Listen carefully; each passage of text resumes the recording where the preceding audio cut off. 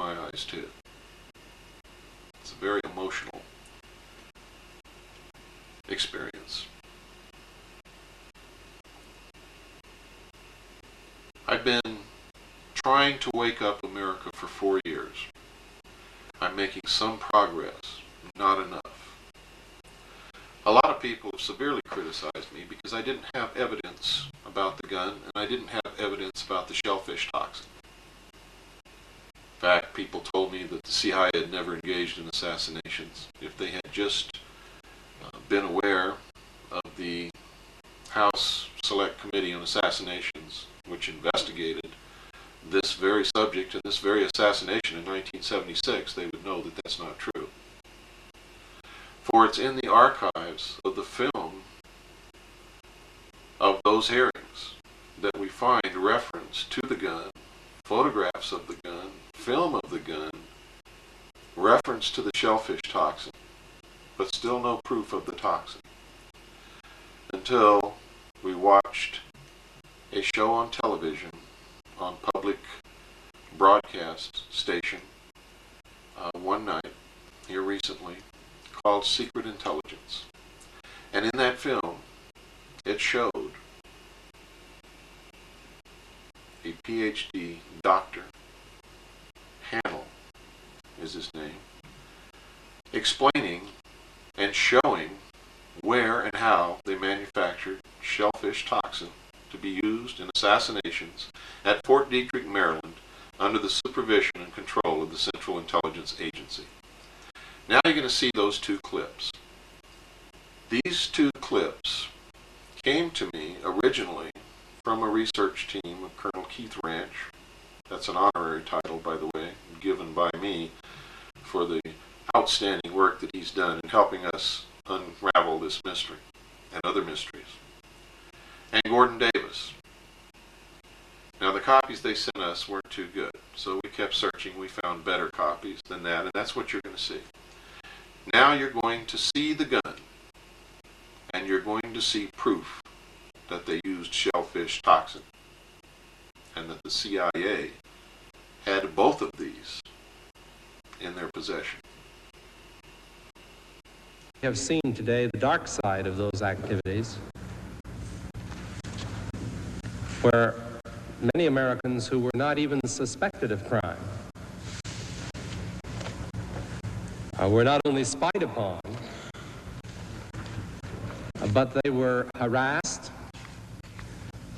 they were discredited, and at times endangered. Frank Church headed a Senate committee probing the intelligence community.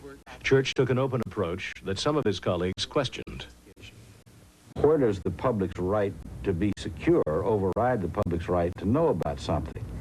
Because in informing the public on a very sensitive matter, you're also informing the potential enemies of the United States. So I think you run into a philosophic conflict there. And I err on the side of protecting the security of the people. For 30 years, Congress had turned a blind eye to intelligence. Now senators competed for the national spotlight as the intelligence hearings went public. Every television camera in town was there, and it was really cranked up for a great show. I was told to bring this gun that we had developed and never used on people. My counsel, a very splendid guy who was with me, he said, look, don't you get near that thing. If it has to be handled, I will handle it. Have you brought with you some of those devices which would have enabled the CIA to use this poison for? We have indeed. For killing people?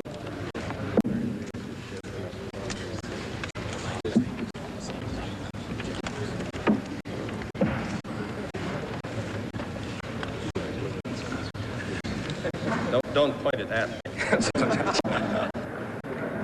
Mr. Colby was supposed to bring this gun up to Mr. Church. But seated next to him was the ranking Republican, Barry Goldwater. And Barry reached out and grabbed the gun and held it like this and got the picture that day. Because it was in every picture in the United States and maybe around the world, every front page. And the next day I confronted Goldwater. I said, Barry, did you know you were going to get your picture in the paper by taking the gun? He said, yes, I did. And I said, you took the gun away from the chairman. He said, I know I did. I said, where'd you learn that trick from? He said, Hubert Humphrey. And it worked. While senators clamored for photo opportunities, Colby devised a strategy to save his agency. If you try to hide every possible imperfection, it'll blow up in your face and you'll be worse off. Whereas if you can control it and be responsive and give them an honest feeling of what the whole thing is about, then I think you can survive one of these things. You've heard of the doctrine of plausible deniability. Yes, and I've rejected it now, Senator. I say that we cannot depend upon that anymore. So you don't find the work of this committee unwelcome? No, I do not. As I've said to the chairman, I welcome the chance to try to describe to the American people what intelligence is really about today. It is an opportunity to show how we Americans have modernized the whole concept of intelligence. Colby's decision to cooperate was unpopular with some former CIA leaders who tried to hold on to the agency's secrets. You were specifically asked about shellfish toxins and shellfish poisons. You say it's inconceivable that a secret intelligence arm of the government has to comply with all the overt orders of the government. Is that an accurate quote or not an accurate quote? Well, if it's accurate, it shouldn't have been said. Well, now, looks like we're on plausible denial again, is all I can say here, Mr. Chairman. Well, you're never entirely sure because, after all, many of the people in the CIA have been trained to lie. That's their job, to spread propaganda overseas. Not that all of our propaganda are lies. In fact, most of it is an effort to reinforce the truth of what America stands for. But some of the propaganda is lies. So you're dealing with people here who have been trained to mislead when they need to. But all you can do, and all we did, was to ask as many people, as many questions as we possibly could, and when we found contradictions, to pursue those contradictions by asking yet more people. If one has in one's possession or under one's control bacteriological or chemical weapons, they can be used both defensively and offensively. And by use offensively, we mean to include killing people, is that right? Well, they have the capacity to kill people if they were used in that way.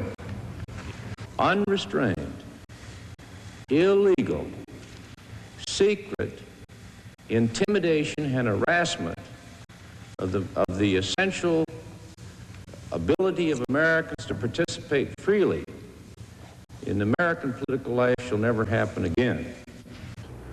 And suddenly it all began to roll out. The IRS was targeting thousands of Americans for tax investigations in order to chill the activity on their part that they didn't like. The U.S. Army was conducting surveillance of civilians in civilian life. There was a whole pattern of this running throughout government, and it was, of course, once you saw what was going on, it was a shock. We saw the tip of an iceberg that could have destroyed American liberty. Methods for assassinating Castro already existed. This is Fort Detrick, Maryland. This once secret facility was home to CIA experiments with drugs like LSD. It was also an armory for the agency's executive action capability, a program begun under the Eisenhower administration for disposing of unwanted foreign leaders. Some of the plots called for lethal poisons that were manufactured here. Dr. Everett Hennell, a microbiologist at Fort Detrick for 3 decades, worked in association with the CIA.